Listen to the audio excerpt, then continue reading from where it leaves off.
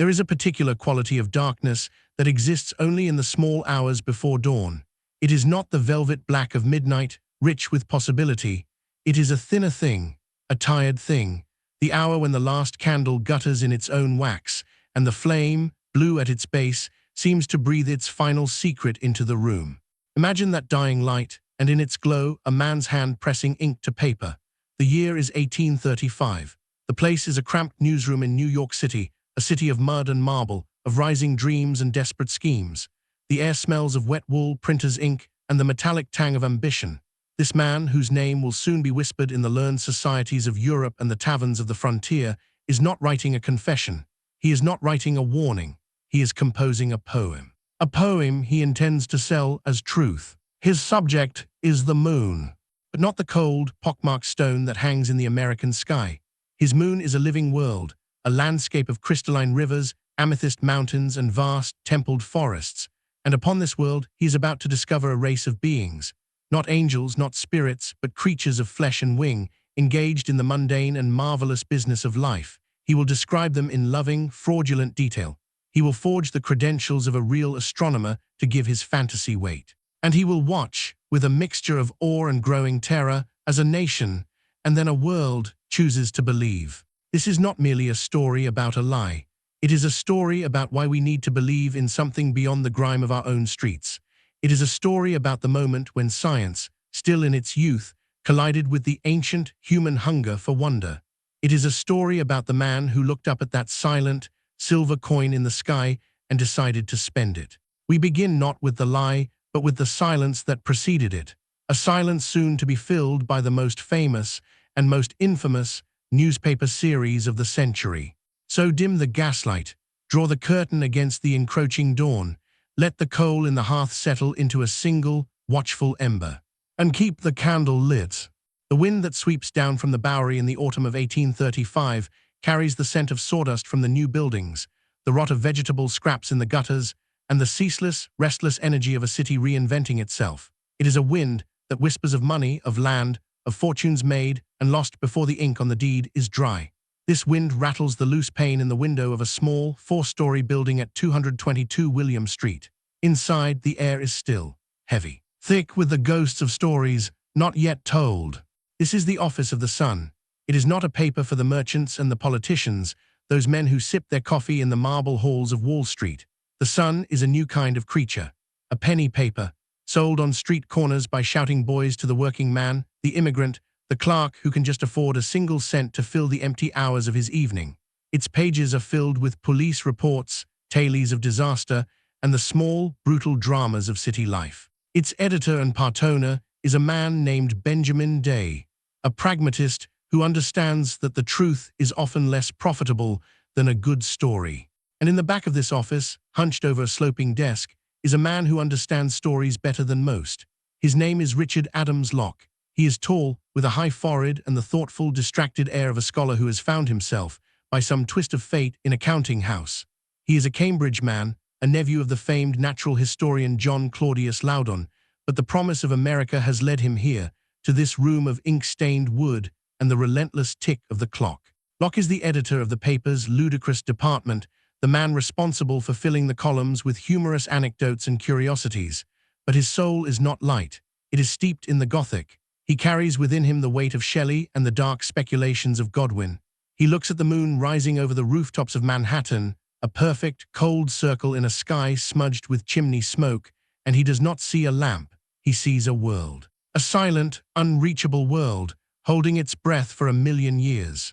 What does a man do with a vision he cannot share? How does a poet trapped in a newsroom fill the void? He creates. The true state of lunar knowledge in 1835 was a landscape of profound ignorance. The great telescopes of the age, the ones built by the Herschels in England, had mapped the moon's surface with increasing accuracy. They had named its seas the Mare Tranquillitatis, the Mare Imbrium, though they knew them to be waterless plains of basalt. They had charted its craters, its mountain ranges, its mysterious rills. They had measured its mountains, calculating the height of the lunar Alps. But on the question of life, the instruments were silent. The most powerful telescopes could not resolve a city on the lunar surface.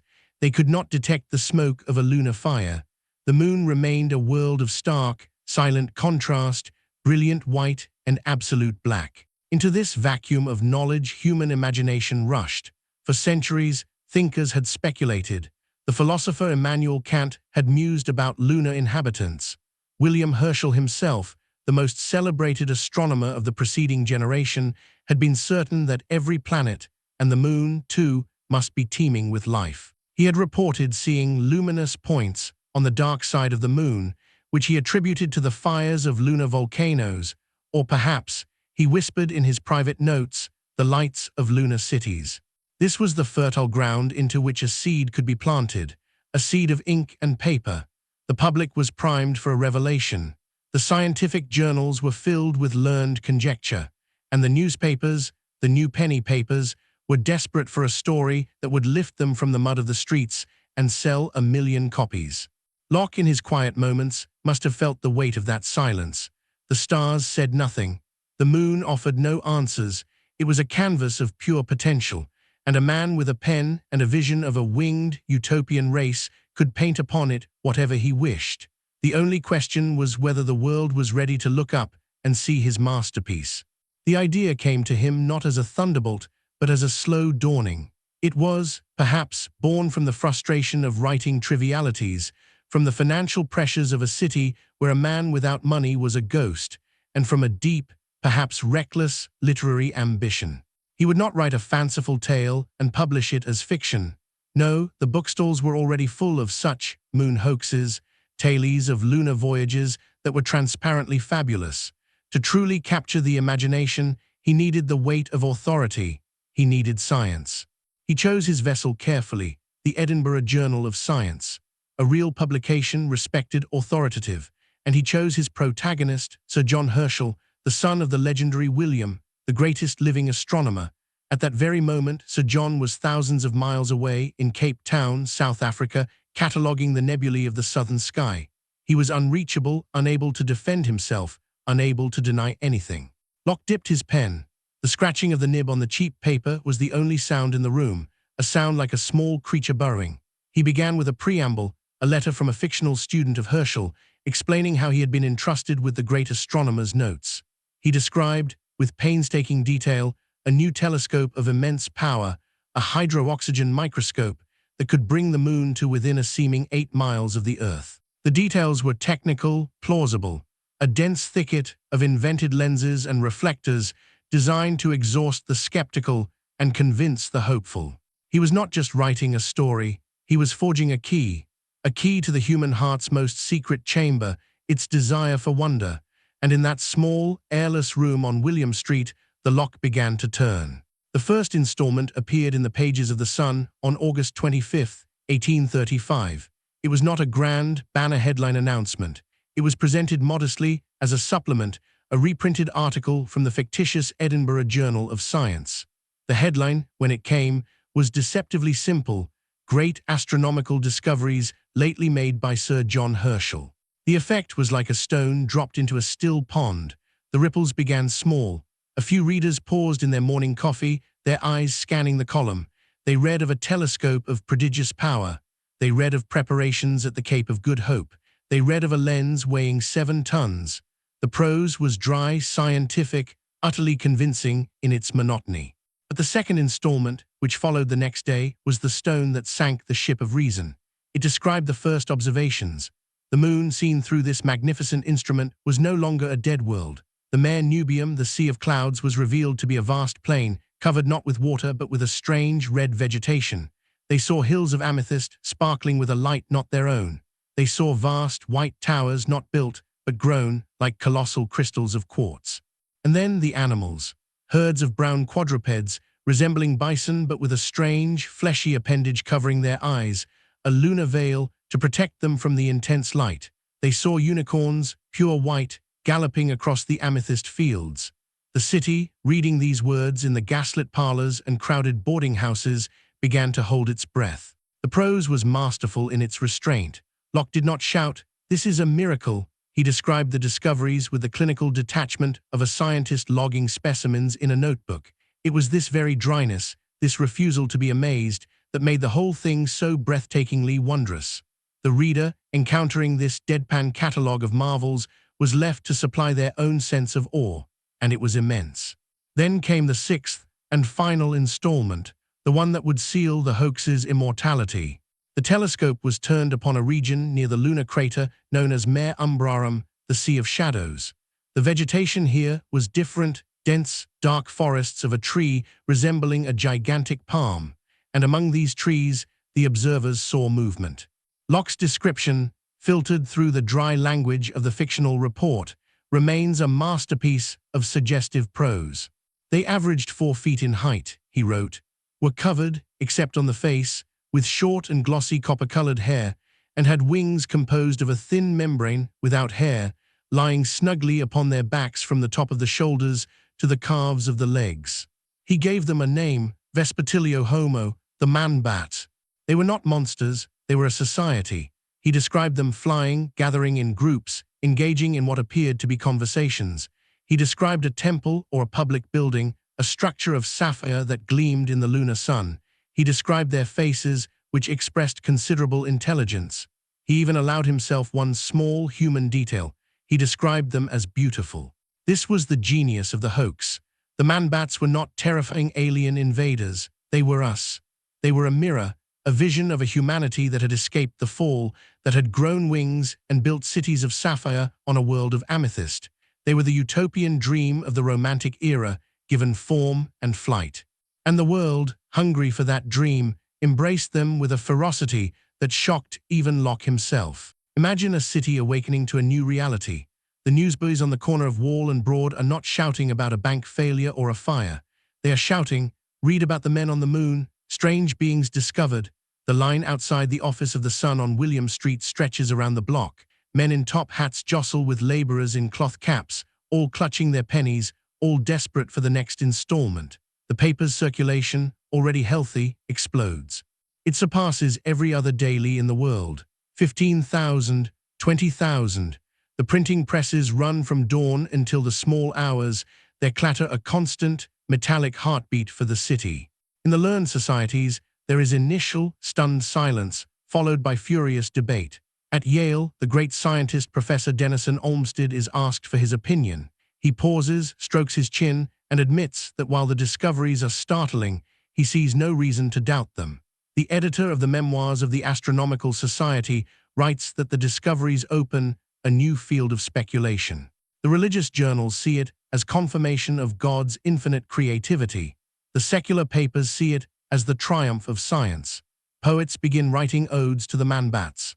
A committee of ladies from a church in Springfield, Massachusetts, drafts a formal resolution to be sent to Sir John Herschel, urging him to begin a missionary campaign to convert the lunar creatures to Christianity. And Richard Adams Locke, he watches from his desk. He sees the world he has created with ink and paper taking on a life of its own, a solidity that his own reality lacks. He has sold them the moon, and they are paying for it with their most precious currency, their belief. The wonder is intoxicating, but the tension is beginning to coil, tight as a spring, in his chest. What happens when they look too closely? What happens when the dream begins to fray? Let us look more closely at these creatures Locke gave us, for in their design we can see not just a fantasy, but a portrait of the age that conceived them. The Vespertilio-homo is a hybrid. The name itself is a clue. Vespertilio, the Latin for bat. They are creatures of the dusk, of the liminal space between day and night. They are mammals like us, covered in that short and glossy copper-colored hair. They are not cold, chitinous insects or slithering reptiles. They are warm-blooded. They are, in a sense, family. Their most striking feature, the wings, are described not as separate limbs but as a membrane lying snugly upon their backs. This detail is crucial.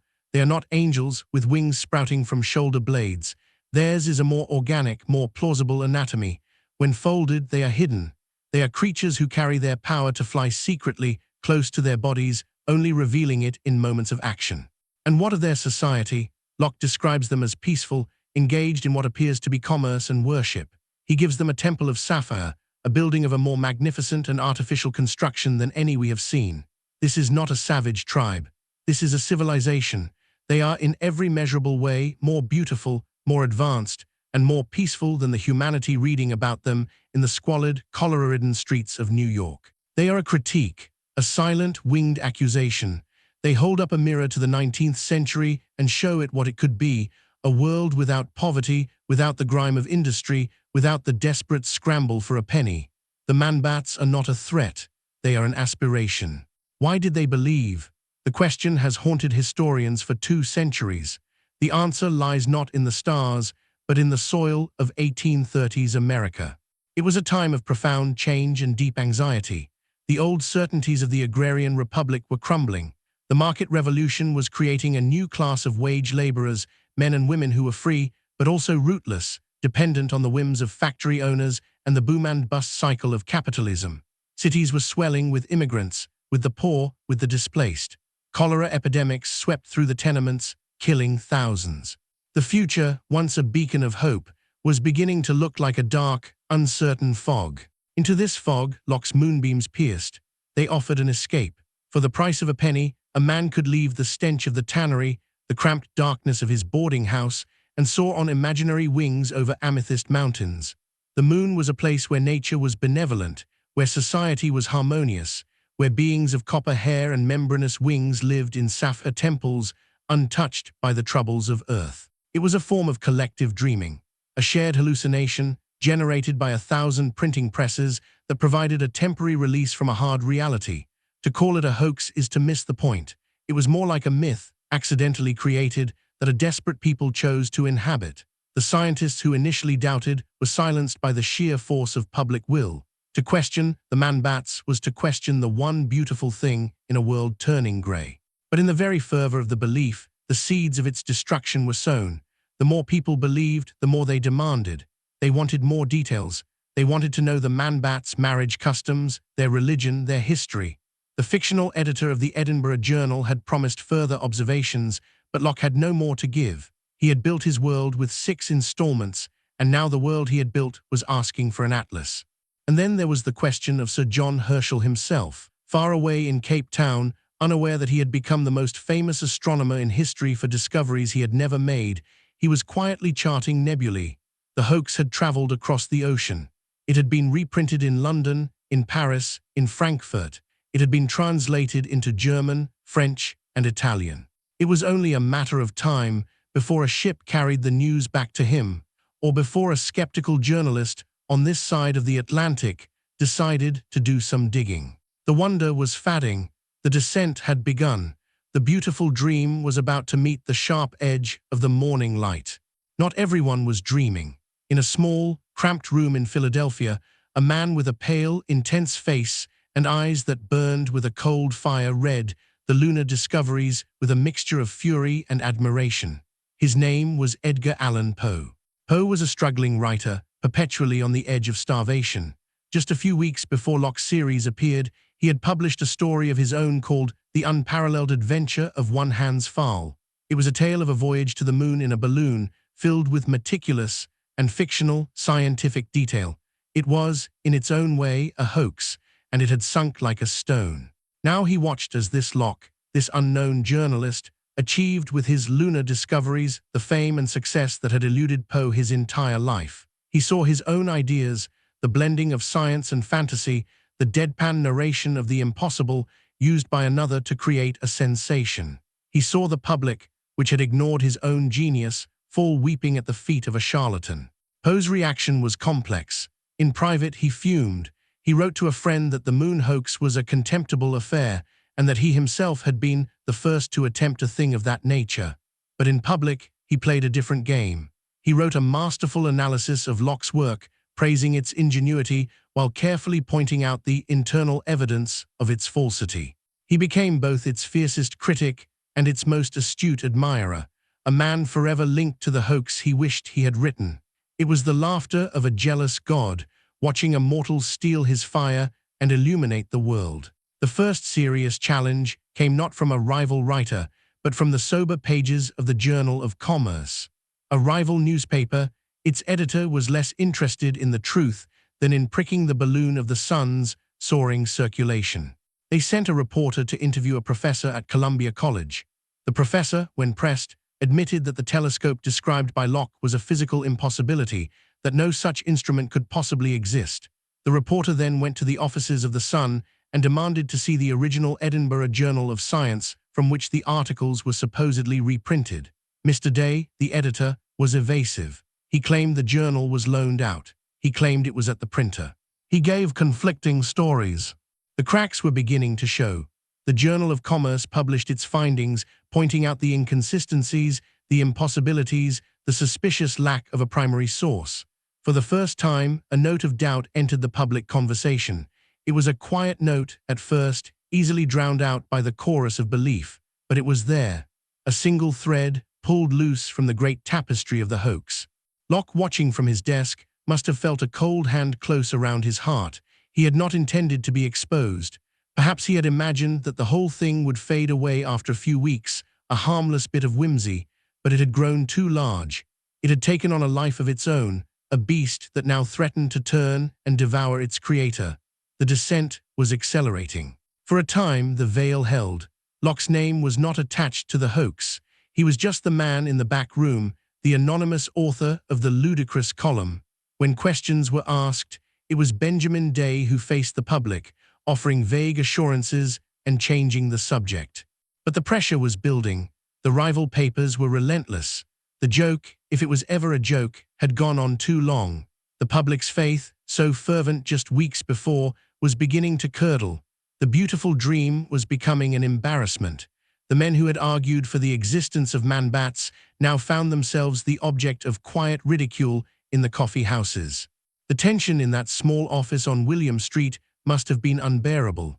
The clatter of the printing presses, once a triumphant anthem, now sounded like an accusation.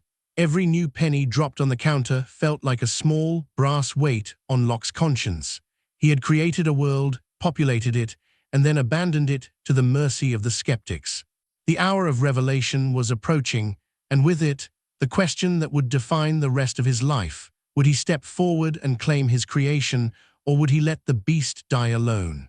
It was a small notice, tucked away in the pages of the Sun itself, on September 16, 1835, less than a month after the first installment had sent the world into raptures. It was not a grand, theatrical confession. It was a quiet, almost reluctant admission. The notice stated that the author of the lunar discoveries had come forward. It revealed his name, Richard Adams Locke, and it presented his defense. The series, he claimed, was intended as a satirical piece, a commentary on the wilder speculations of some European astronomers who insisted on populating the heavens with life. It was meant to be a jeu d'esprit, a playful jest, a gentle ribbing of scientific credulity. The public, reading this explanation, did not know whether to laugh or cry. The man who had given them wings had now clipped them. The satirical intent, if it had ever truly existed, was a subtlety lost in the thunderous applause that had greeted his creations. The Vespertilio-homo were not a jest, they were a gift, and now the giver was trying to take them back, to dismiss them as a mere literary exercise. The reaction was swift and brutal. The newspapers that had been scooped by the Sun now had their revenge. They painted Locke as a cynical trickster, a man who had played upon the public's ignorance for profit. They accused him of fraud, of forgery, of a crime against the sacred trust between a writer and his reader. The man who had sold the moon was now being branded a thief. Locke's confession did not kill the hoax. In a strange way, it immortalized it. The story was now more than just a tale of moon beings. It was a story about the story itself, a drama of belief and betrayal. For Locke, the aftermath was a long, slow fadding. He remained at the Sun for a time, his reputation tarnished, but his utility as a writer still valued. He went on to edit other papers, to write other pieces, but he was always, in the public mind, the man who sold the moon. It was a title he could never escape, a shadow that followed him from newsroom to newsroom. He lived for decades after the hoax, long enough to see the first real photographs of the moon, those stark, dead images that showed no amethyst hills, no sapphire temples, no winged beings. He lived long enough to see the dreams he had woven dissolve into the cold, clear light of scientific fact. He must have wondered, in his quiet moments, if he had done more harm than good. Had he given the world a moment of transcendent wonder, or had he poisoned the well of public trust, making it harder for real astronomers to be believed? He died in 1871, a figure half forgotten, his great hoax a footnote in the history of journalism. But the story did not die with him. In the years that followed, The truth became strangely malleable. Some insisted that Locke had never confessed, that it was all a conspiracy by jealous rivals. Others claimed that Sir John Herschel had secretly confirmed the discoveries, but was silenced by the British government. The hoax had entered the realm of folklore, a story so good that people refused to let it be spoiled by facts. The Vespertilio-homo took on a new life in the pages of science fiction, inspiring generations of writers to imagine what might truly live on other worlds. Poe's jealous fury faded into a kind of grudging respect. He even dedicated a later book to Locke, acknowledging, perhaps, the man's singular genius. And the moon itself, it remained silent. It turned its familiar face toward the earth, night after night, bearing the scars of a billion years of impacts, offering no comment on the brief, bright moment when a man on a small planet had filled its silent plains with the sound of beating wings.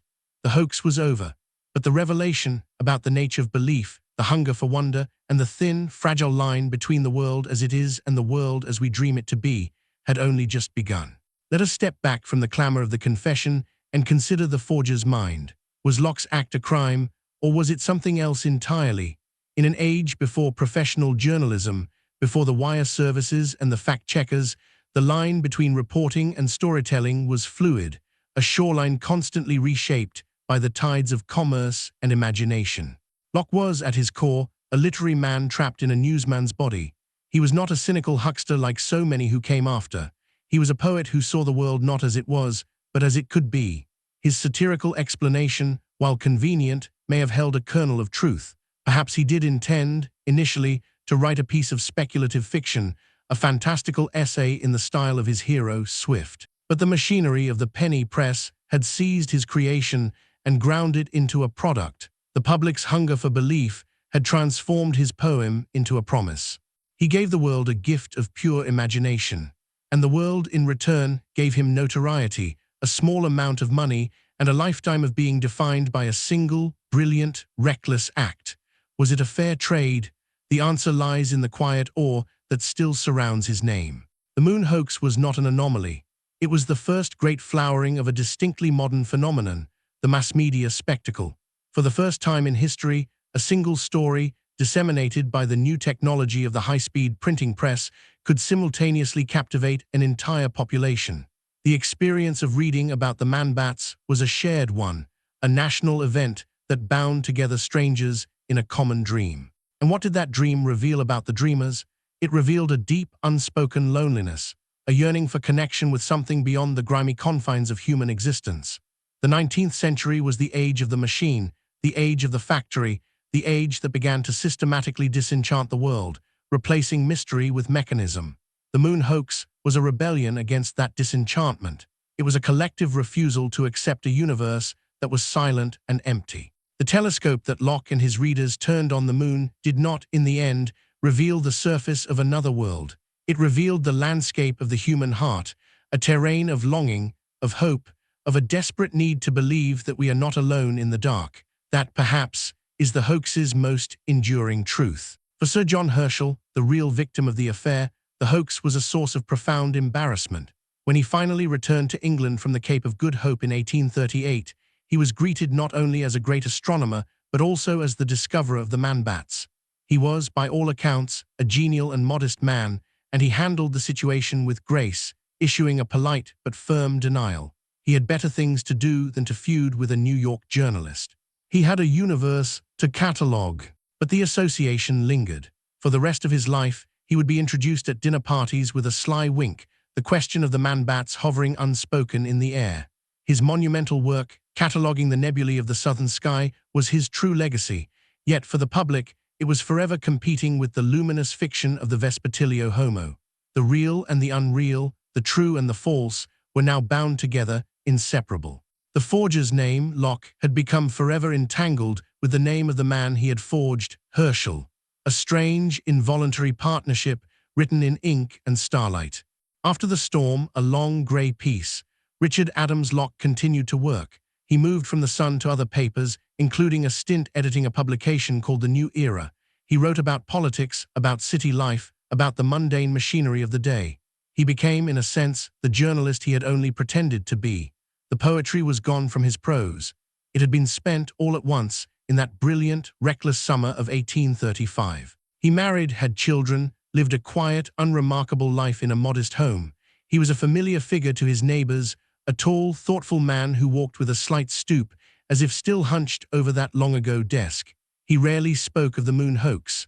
When asked, he would wave a hand dismissively, mutter something about a bit of fun, and change the subject. But the hoax lived on without him. It was reprinted in countless pamphlets and books, often without his name attached, presented as a genuine scientific marvel. It was translated and spread across Europe. It became a kind of folk tale, an American legend. Locke, the creator, was becoming a footnote to his own creation, a ghost haunting the margins of a story that had grown too large for any one man to contain. The years passed. The Civil War came and went, tearing the nation apart and stitching it back together. The city of New York grew, pushing northward, swallowing farms and villages, becoming the great metropolis Locke had only glimpsed in its muddy youth. The printing presses grew faster. The newspapers grew larger. The world of penny papers and handset type was giving way to an age of steam and telegraphs. Locke, an old man now, watched it all from a distance. He lived to see the first transcontinental railroad completed. He lived to see the invention of the telephone. He lived to see a world that was shrinking, becoming more connected, more knowable. The moon, once a canvas for the imagination, was now being photographed, mapped, studied with ever more powerful instruments. The silence was being filled, not with the sound of wings, but with the cold, hard data of science. He must have felt like a man from a different age, a relic of a time when a story could still be believed simply because it was beautiful. The wonder he had sparked had cooled into curiosity. The tension he had created had dissolved into analysis. The descent was complete. On a cold February day in 1871, Richard Adams Locke died. The obituaries mentioned the moon hoax, of course. They had to. It was the only thing about him that the public remembered. Some were kind, calling him a genius and a master of the imaginative. Others were less charitable, dismissing him as a notorious fabricator. But the obituaries missed the point. They tried to sum up a man's life in a few column inches, to fit him into a neat category of hoaxer or journalist. They failed to capture the strange, uncomfortable truth that Richard Adams Locke had given the 19th century one of its most profound and moving experiences. He had made millions of people look up at the night sky and feel, for a brief, shining moment, that they were not alone. He was buried in an unmarked grave in Brooklyn. No stone was erected to mark the spot. No monument was built to his memory. He vanished back into the earth, as anonymous as he had been before that fateful August day. But his story, the story of the man who sold the moon, did not vanish. It was already a part of the cultural firmament, a ghost story told around the campfire of history, a reminder that the greatest truths are sometimes the ones we invent. The moon hoax did not die. It became a blueprint. In its wake, a small industry of imitators and successors sprang up, each trying to capture a fraction of Locke's lightning in a bottle. There were stories of life on the sun, of beings of pure flame dwelling in cities of light. There were tales of insects on Mars, constructing vast canals across the red deserts. There were lost world narratives, set in the uncharted interiors of Africa and South America, filled with dinosaurs and ancient civilizations. The formula was always the same. Take a plausible scientific premise, add a dash of authentic-sounding detail, and then unleash the imagination. None of them ever achieved the success of the original. They lacked the poetry. They lacked the deep, resonant longing that Locke had tapped into. They were imitations of the form, but not of the soul. The Vespertilio-homo remained unique, the archetypal alien beings, the first citizens of a new mythology. Literary historians often point to the moon hoax as a pivotal moment in the birth of science fiction. It was the first time that a story about another world was presented with such convincing scientific verisimilitude. It blurred the line between the fantastic and the factual, creating a new kind of narrative that felt both impossible and somehow true. Writers like Jules Verne and H.G. Wells would later perfect this formula, taking their readers on voyages to the center of the Earth, to the bottom of the sea, and to the moon itself. They acknowledged their debt to the imaginative leaps of the past. The moon hoax had opened a doorway in the mind, through which generations of dreamers would pass. It showed that science was not just a collection of dry facts. It was a key to new worlds, a permission slip for the imagination. Locke, the failed poet, had inadvertently become the godfather of a new literary genre. His lie had given birth to 1,000 truths. And yet, for all its influence, the original artifact, the newspaper itself, became impossibly rare. Those flimsy, cheaply printed sheets from the summer of 1835 were never meant to last. They were read, reread, passed from hand to hand, and then used to line drawers, to light fires, to wrap fish. The physical evidence of the great hoax crumbled back into dust. Today, only a handful of original copies of The Sun from that period are known to exist. They are locked away in university archives and private collections, kept in climate-controlled rooms, far from the destructive touch of light and air. To hold one is to hold a piece of the dream. The paper is brittle, brown at the edges. The ink is faded, but the words are still there, waiting to be read. And if you sit in a quiet room and let your eyes trace those old-fashioned letters, you can still feel it. The wonder, the tension, the descent into a beautiful, impossible world. The dust on the page is the dust of a dream, and it still has the power to make you believe. Why does this story endure? Why, nearly 200 years later, do we still return to the tale of the man who sold the moon? The answer lies not in the 19th century, but in our own time. We live in an age of information saturation. We are bombarded with news, with images, with claims and counterclaims, until the very concept of truth becomes slippery, negotiable. We have our own hoaxes, our own alternative facts, our own realities constructed not by observation, but by assertion. The moon hoax was the first great template for this modern condition. Locke understood something fundamental about the human animal. We believe what we want to believe. We crave wonder more than we crave accuracy.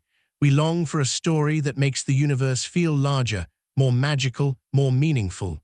The man-bats were not a lie about the moon. They were a truth about us. In the decades since Locke's confession, we have sent machines to the moon.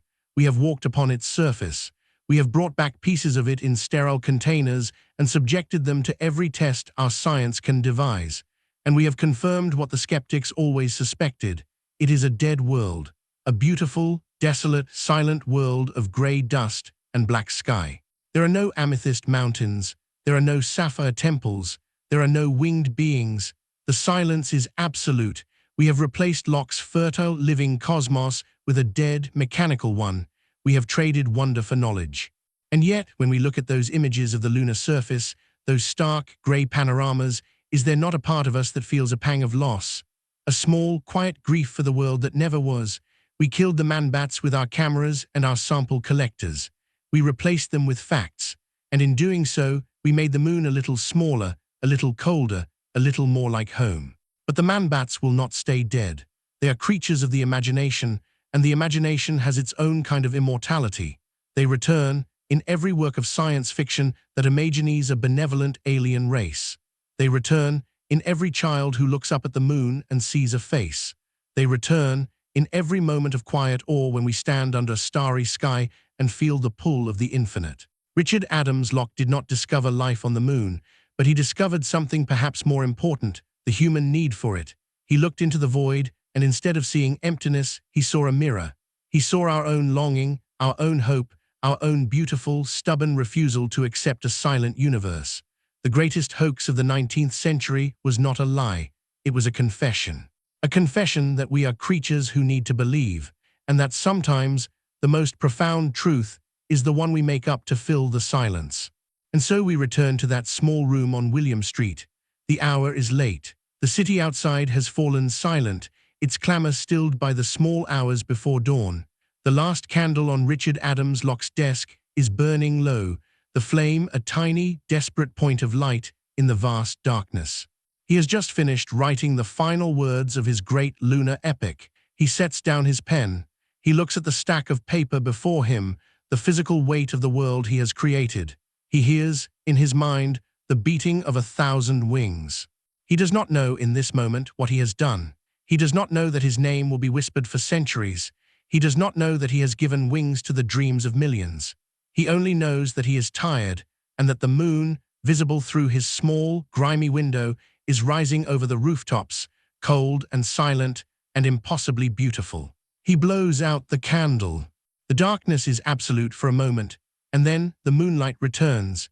It spills through the window, painting a silver rectangle on the floor, on the desk, on the stack of paper. It is the same light that has fallen on lovers and lunatics, on poets and prophets, since the beginning of time. It is the light of a dead world, a world of stone and shadow, but it is also the light of a living dream. Locke looks at that light. He sees, perhaps, the glint of amethyst. He sees the shimmer of a sapphire temple. He sees a figure, small and winged, soaring over a crystalline sea. He knows it is not real. He knows it is only ink and paper. But in the silence of that small room, in the thin, tired darkness before the dawn, it feels as real as anything he has ever known. The light from the moon is a lie, but the wonder it inspires is the truest thing we have. The story ends where it began, in silence, in moonlight, in the small, sacred space between sleep and waking. The man who sold the moon is gone. The newspaper that carried his tale has crumbled to dust. The very buildings on William Street have been replaced, built over, forgotten. But the story remains. It lives in the quiet moments when we look up. It lives in the questions we ask of the dark. It lives in the part of us that still hopes for wings. The moon is still there, silent, unbroken, waiting. It does not confirm or deny. It does not offer proof or demand belief. It simply hangs in the sky, a perfect circle of borrowed light, a mirror for our dreams, a canvas for our lies. And we, the keepers of the flame, the tellers of tales, the ones who still light a candle against the dark, we look up and we remember. We remember the man who sold the moon, and in remembering him, we keep the wonder alive. So the next time you find yourself walking under a full moon, pause for a moment, look up into that cold, silver light, and listen. Listen closely. Beyond the silence of the void, beyond the whisper of the wind, you might just hear it. A faint, distant rustling, the beating of membranous wings, the echo of a dream that would not die. Keep the candle lit.